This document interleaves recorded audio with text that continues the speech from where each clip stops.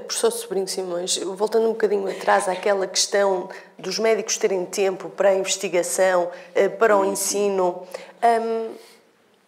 não sei, mas a ideia que eu tenho, e isto já é aplicado em alguns países lá fora, o delegar competências no enfermeiro. Não necessariamente só no enfermeiro, é numa equipa. Há muitos profissionais excelentes e nós temos...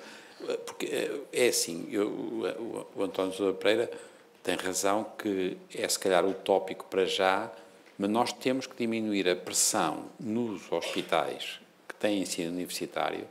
Eles não podem estar permanentemente a fazer consultas e a fazer urgências porque há uma outra coisa que é horrível, é que os hospitais ganham mais se tiverem mais consultas. E, portanto, nós trazemos os doentes de toda a parte aí do norte e que podiam ser vistos muito bem nos sítios onde vivem, com muito maior qualidade em termos pessoais, etc. E nós não devíamos, e portanto, aquilo que ele diz, que é impossível pensar que nós podemos ter tempo protegido nos hospitais universitários, nós podemos diminuir imenso a sobrecarga da atividade assistencial de rotina, diminuindo a pressão nas urgências, desde logo, porque é indecente o que se passa em Portugal com as pessoas a correrem para as urgências. E é também, de alguma maneira, indecente que as pessoas todos os anos aumentam o número de consultas, porque se aumentarem as consultas têm justificação de ter mais orçamento. Portanto, Cláudia, a primeira coisa pode não ser 30%, seja 20%, mas nós temos que ter tempo para pensar, temos que ter tempo para falar com os doentes, aquilo que ele chamava o olho no olho e não o olho no computador. Temos que perceber que a solução vai ser cada vez mais difícil com as pessoas. Há muitos corpos. O nosso problema em Portugal e em todo o mundo não é a solução de um tipo inteligente único, não. É milhares e milhares e milhares, cada vez maior, de pessoas envelhecidas, com doenças crónicas, e que não podem passar a vida a vir aos hospitais.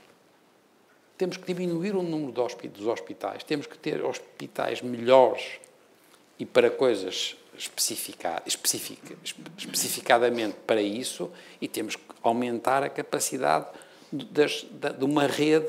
E, portanto, isto permite diminuir o tempo que os médicos nos hospitais ditos universitários não podem estar permanentemente a fazer dados e consultas e a preencher o que ele estava a dizer, que é verdade, que nós temos um problema gravíssimo de eficiência em termos informáticos. Nós passamos a vida agora a falar na medicina da precisão, que não faz nenhum sentido esta ideia que agora começaram a dizer que se a gente souber muito, por exemplo, podemos prever se a pessoa vai ter um infarto do miocárdio ou um Alzheimer. É mentira. Para terem uma ideia, por exemplo, o risco de um infarto do miocárdio, de uma doença coronária, o número de variantes que influenciam o risco são 6,6 milhões de variantes. Digam-me como é que o Sr. Simões, ou o Sr. Silva, ou o Sr. Pereira vai avaliar 6,6 milhões de variantes para decidir do risco que tem um infarto do miocárdio. E, portanto, esta ideia dos big data e do mundo extraordinário, não. O nosso problema em Portugal é um problema, antes de mais nada, da relação médico-doente, e quem diz médico é também enfermeiro ou técnico profissional de saúde, o psicólogo é importantíssimo, o fisioterapeuta. E isto passa, antes de mais nada, por uma relação pessoal, que vai consumir muito mais pessoas porque há menos doentes.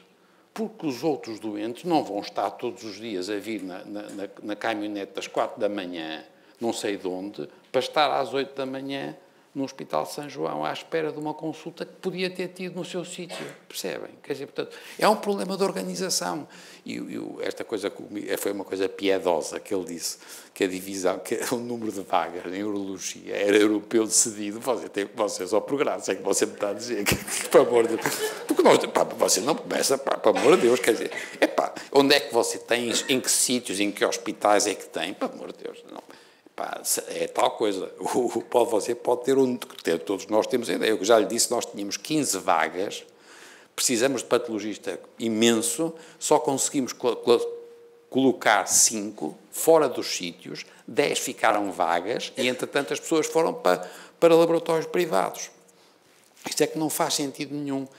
Quando a gente estava a precisar ter, quem diz a patologia clínica é a mesma coisa, nós temos que ter inteligência organizacional. E isso não temos. E temos cada vez menos qualidade da organização e da avaliação. E, portanto, nós temos um problema, é verdade, como ele diz, as condições em muitos aspectos são péssimas. Mas nós, antes de mais nada, temos que aprender a organizar as coisas e introduzir mecanismos de avaliação. E, portanto, voltamos à mesma coisa. Eu acho, António, que é possível diminuir a sobrecarga sobre os hospitais com atividade assistencial, protegendo os doentes, antes de mais nada, que é quem a gente tem que proteger mais, mas também proteger os médicos para terem algum tempo para pensar. E nós vamos ter que, porque todo o mundo foi assim. Porque, de outra maneira, se as pessoas estiverem só a fazer consultas e urgências e as fizerem 2 por semana, portanto, gastando 48 horas, eles, por exemplo, deixaram de ter atividade de serviço, deixaram de reunir os serviços que não conseguem. Você também pode contar isso. Como os doentes, como os médicos estão permanentemente a ter urgências e atividades assistenciais, já não conseguem ter horas, porque estão em rotação, para termos, ao menos ao meio-dia, encontrar as pessoas todas para ter uma reunião de serviço. Sabe que isso é verdade, ou não?